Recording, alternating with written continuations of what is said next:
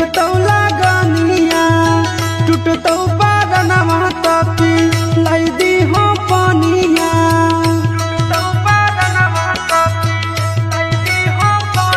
एगे अइलौ लगनवा जानू बैठतौ लगनिया टूटतौ बागनमा तपी लाई दी हो पानिया तले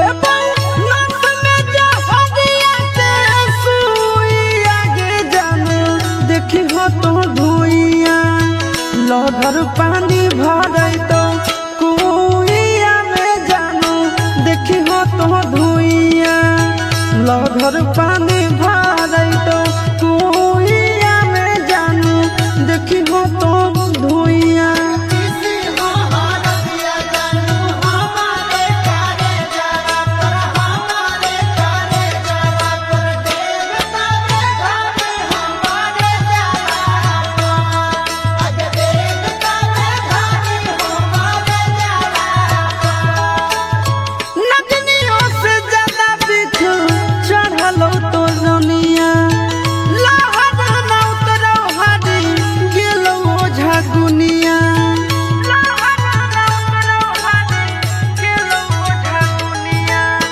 नगनियों से ज्यादा दिख चढ़ल तो रनिया लहर न उतरल हरी गेलो झगुनिया कि मोरा धरल रहबौ हम भुइया में जानू देखी हो तो धुइया लहर पानी भरई तो कुइया में जानू देखी हो तो धुइया लहर पानी भरई तो कुइया में जानू देखी हो तो धुइया हमरा से नाता तोड़ी हमरा अकेले छोड़ी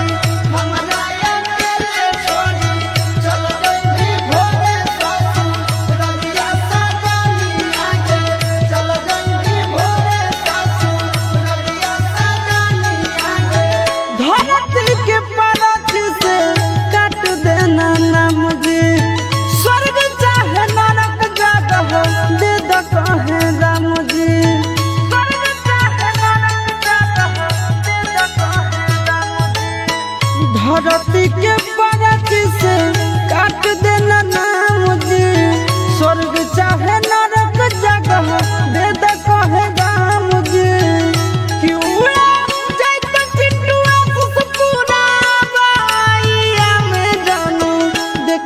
तो धुइया लहर पानी भरई तो कुइया में जानू देखी हो तो धुइया लहर